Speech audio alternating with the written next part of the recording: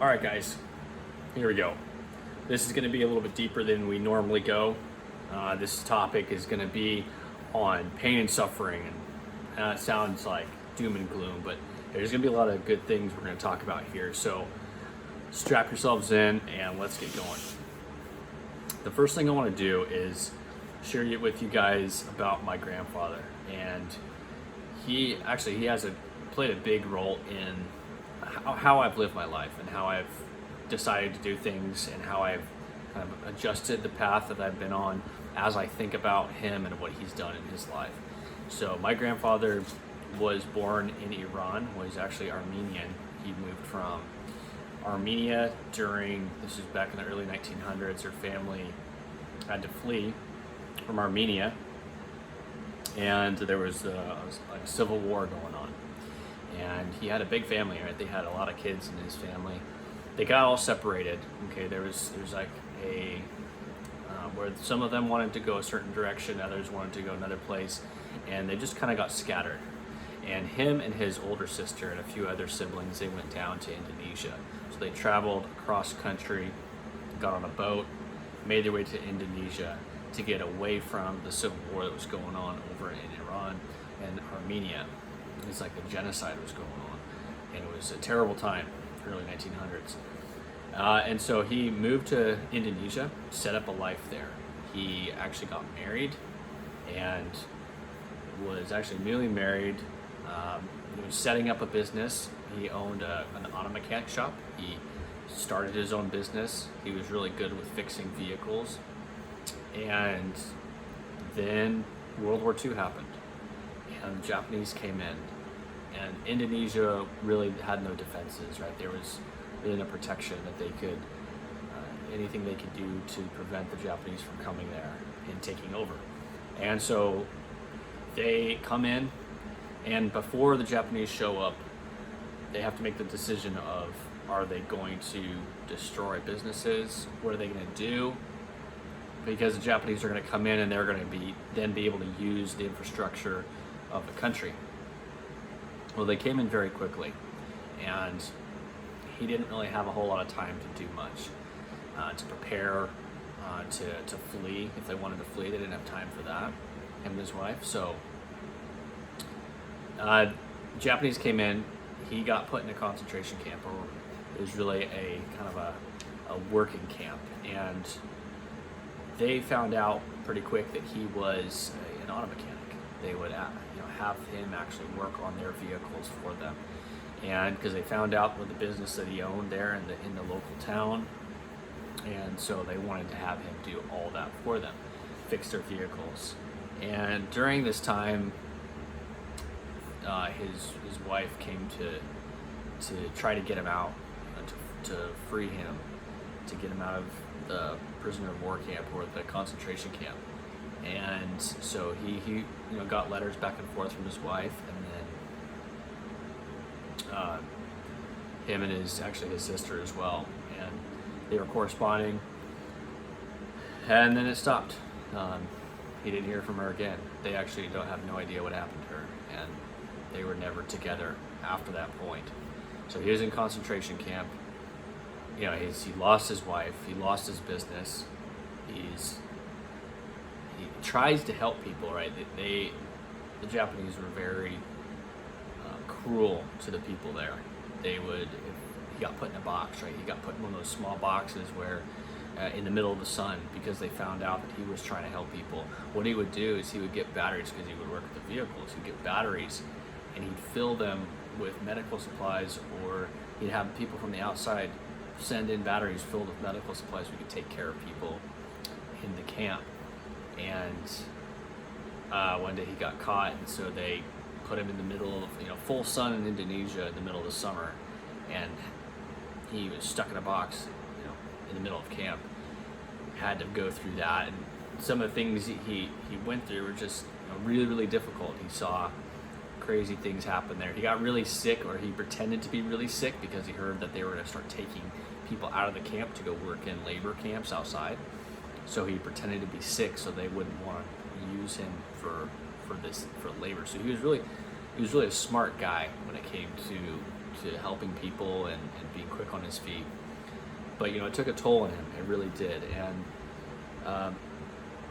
it was challenging for him. He was there and trying to help people, but at the same time, being caught and going through the suffering, through this pain, and it always gets me thinking, like, what pushed him through that? What helped him?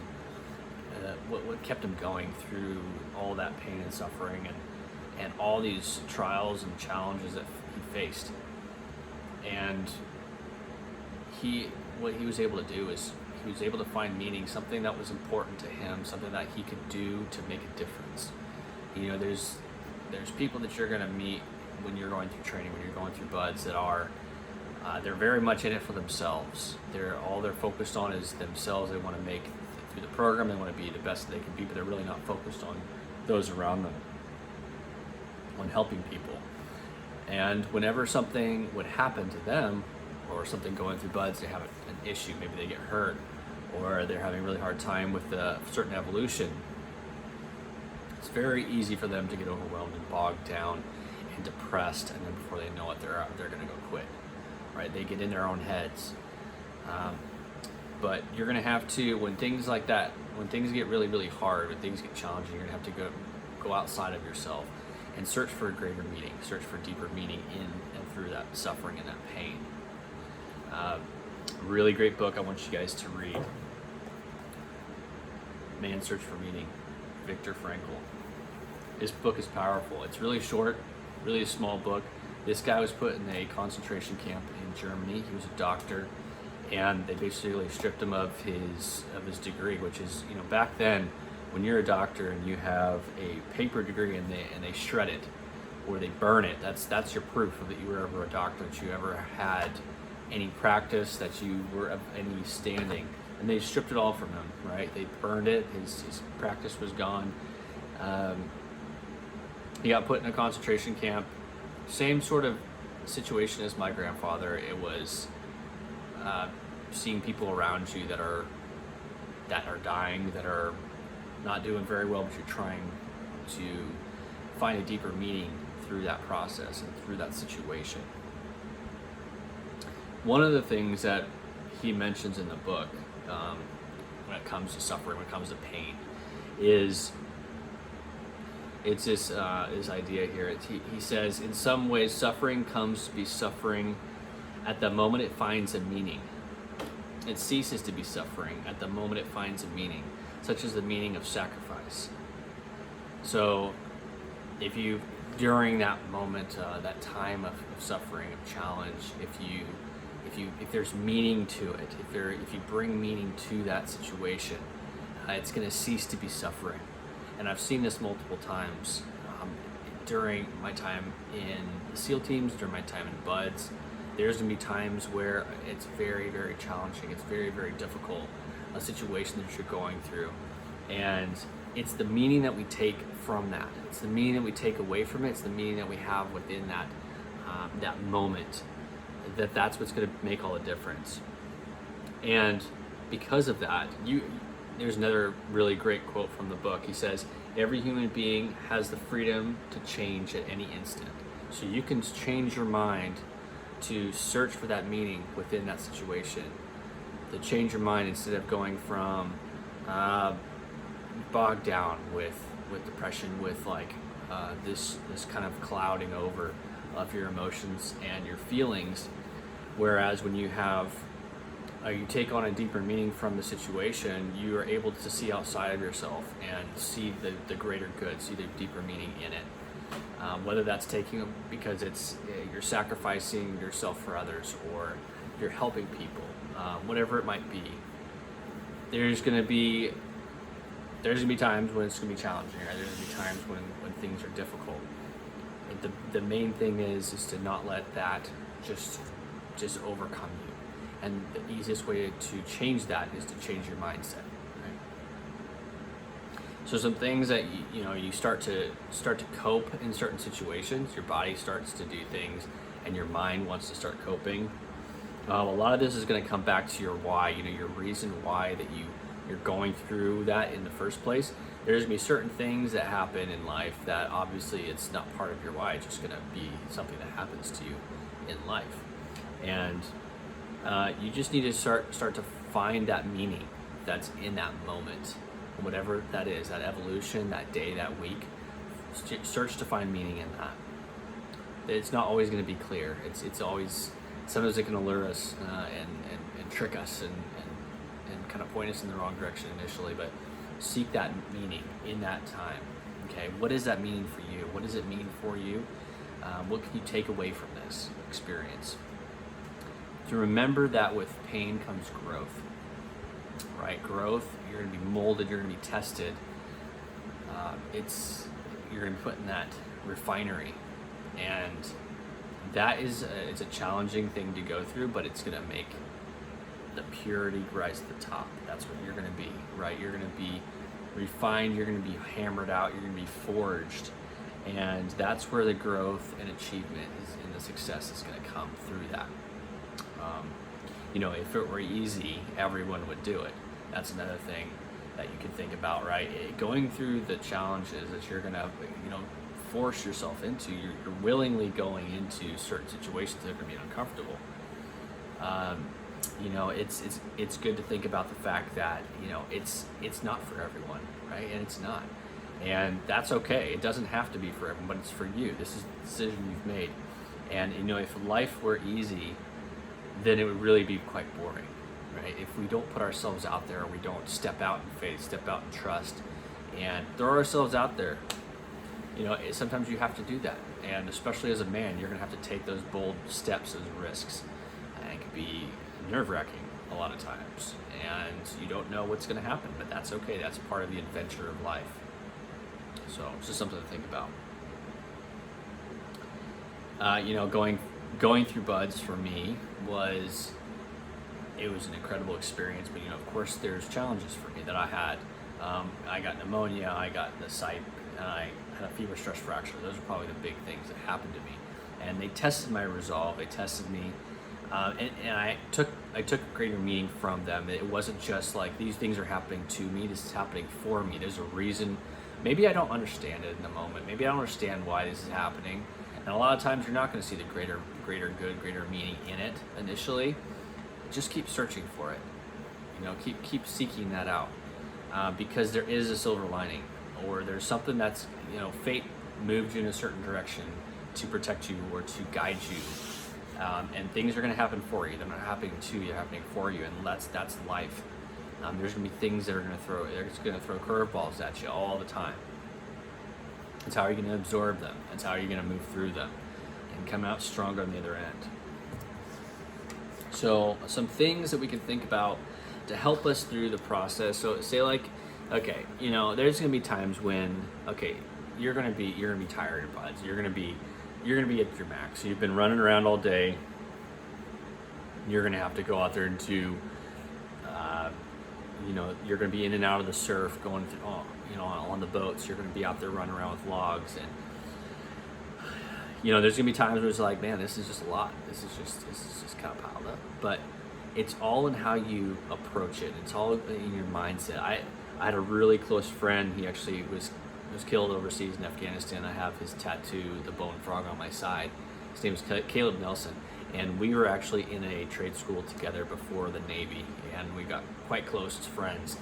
And he was the kind of guy who, if things got really tough, the runs got longer, or the hikes that we were going on. We were doing 50 milers, we were doing 25 milers during this trade school to prepare ourselves. It was kind of like a man test, if you will.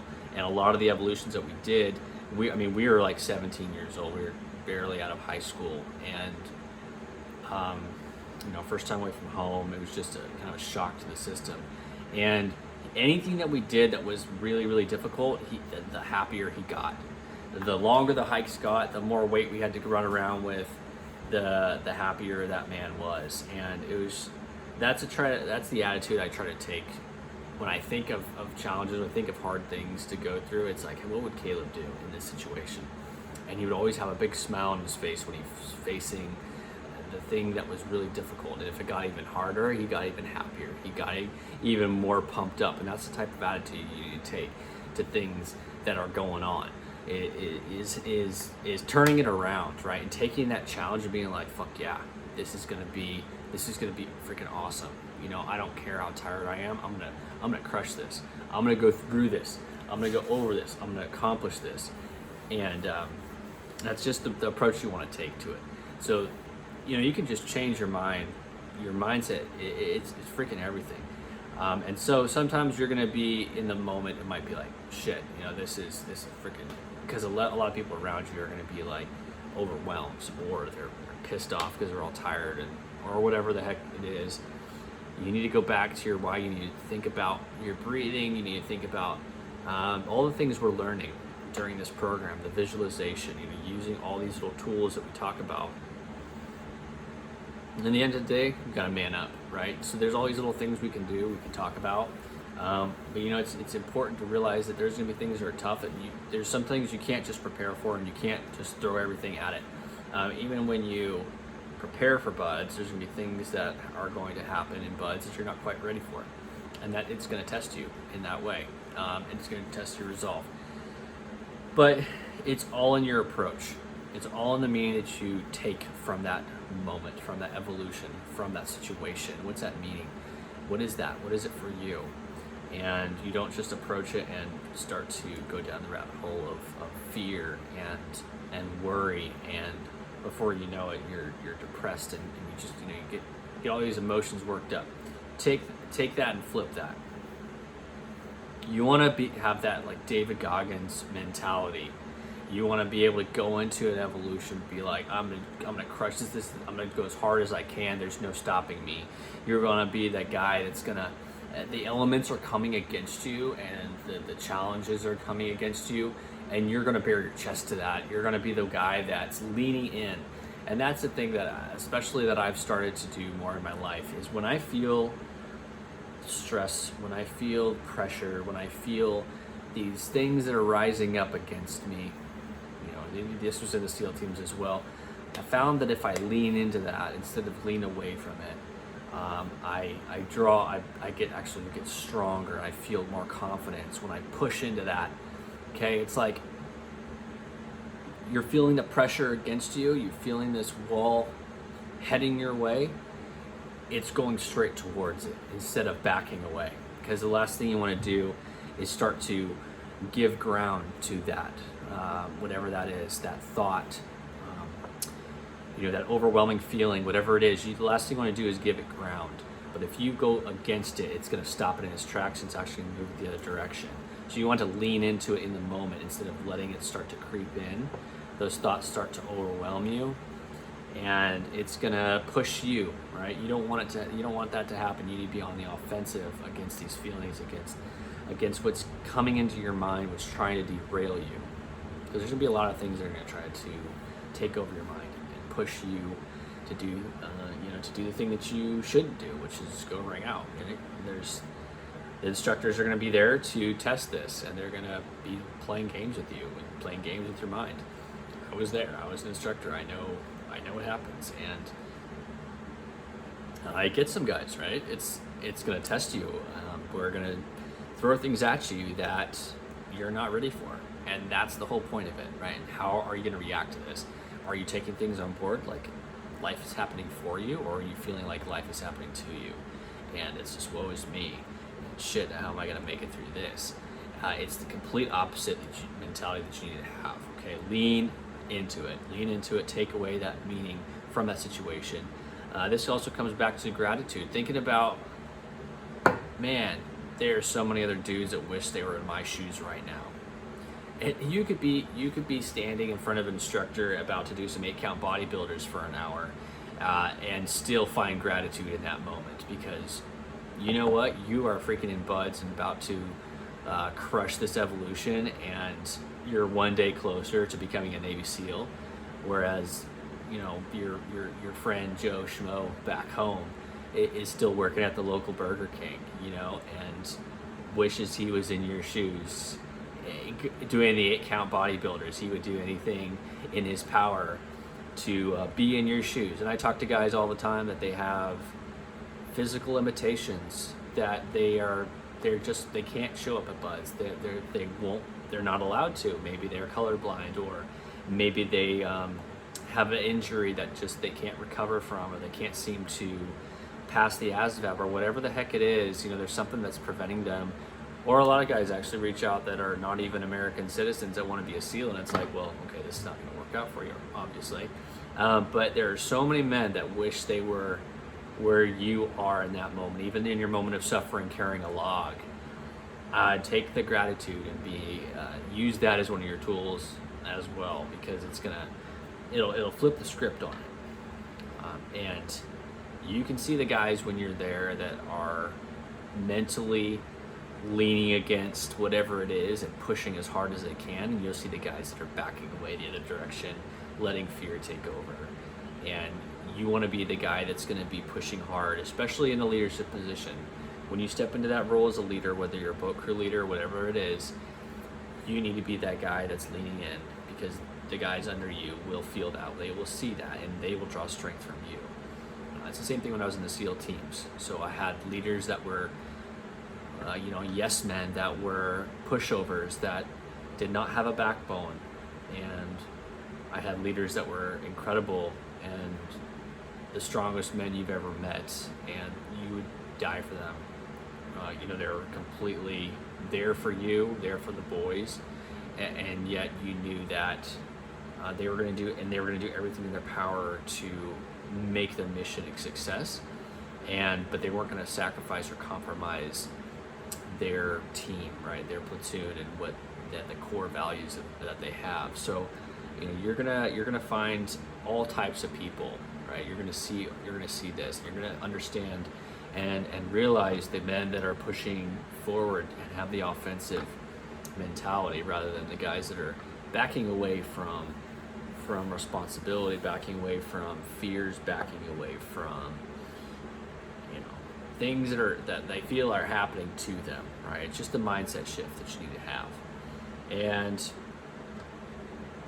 so that's something I wanted to share with you guys. This is something that it's going to be a different approach, right? You're going to just have to approach for pain and suffering from a different mindset. Faith also plays a role in this. And what is your core values? What are the core values? What is your why? Like, all of those all play into this.